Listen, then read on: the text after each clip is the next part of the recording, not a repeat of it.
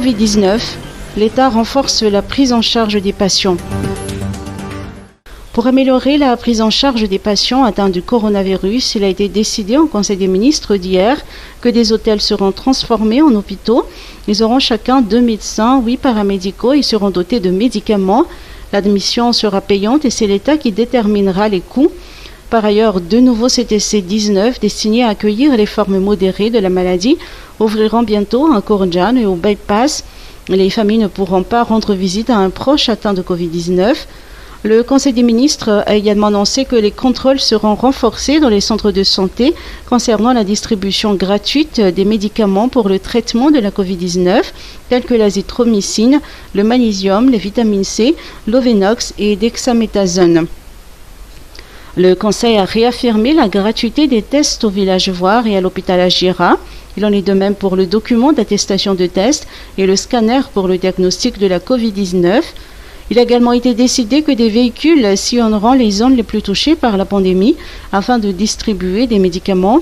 En ce qui concerne le rapport du ministère de la Santé en date d'hier, 6 décès, 348 nouveaux cas et 145 nouvelles guérisons ont été enregistrées. Communivat, désinfection des domiciles. Dans la lutte contre la Covid-19, la commune d'Ivat a procédé depuis ce matin à la désinfection des domiciles dans les 13 Fouktan de sa circonscription.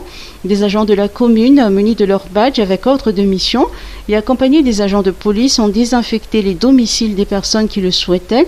Tous ces services sont gratuits selon le premier adjoint au maire, Mantja Andjian-Sakarvund. Ceux qui désirent réaliser eux-mêmes la désinfection sont invités à se rendre à la commune munis de leur carnet de Fouktan.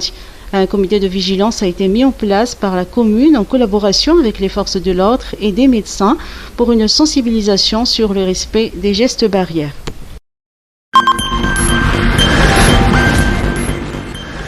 Farm, la situation est dramatique.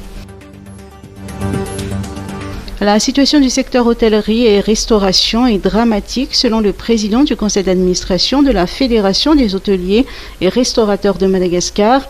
De nouvelles mesures restrictives ont par ailleurs été annoncées par le président Andradzuel dans le cadre de l'état d'urgence sanitaire. Ces mesures, une nouvelle fois, vont contraindre nos activités de restauration et d'hôtellerie à réduire, bien entendu, le champ de notre clientèle, mais aussi le nombre d'heures pendant lesquelles nous pouvons évoluer. Il faut savoir qu'en 2020, nous avions déjà perdu 90% de chiffre d'affaires. Ce chiffre d'affaires s'est levé en 2019 à 1400 milliards d'ariars et en 2020, nous n'avons fait que 10%. Nos charges représentant un certain volume, c'est-à-dire qu'aujourd'hui, nos charges ne sont pas couvertes par nos revenus depuis mars 2020. Les opérateurs du secteur demandent la mise en œuvre de mesures d'urgence pour sauver leur société. Donc ce que nous demandons depuis plusieurs mois, c'est l'annulation de toute taxe, impôt, redevance pour l'année 2020 et 2021.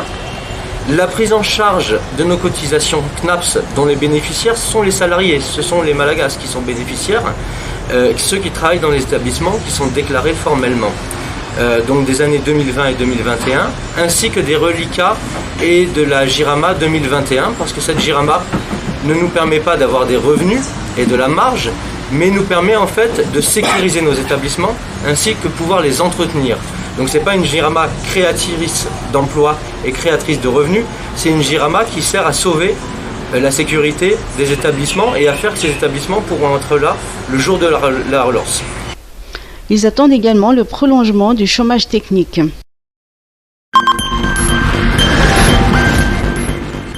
HCC, prestation de serment des 9 nouveaux membres. Les nouveaux membres de la Haute Cour constitutionnelle ont prêté serment ce matin au Palais d'Amboutta en présence du président de la République Andradzuel et des 9 anciens membres. Ils ont un mandat de 7 ans non renouvelable. C'est une première dans l'histoire de la HCC que les anciens membres assistent aux cérémonies de prestation de serment de leurs successeurs. A noter Florent Rakoto-Arsou, doyen d'un nouveau haut conseiller, lors de son brève allocution. Il estime que la HCC mérite cette alternance démocratique.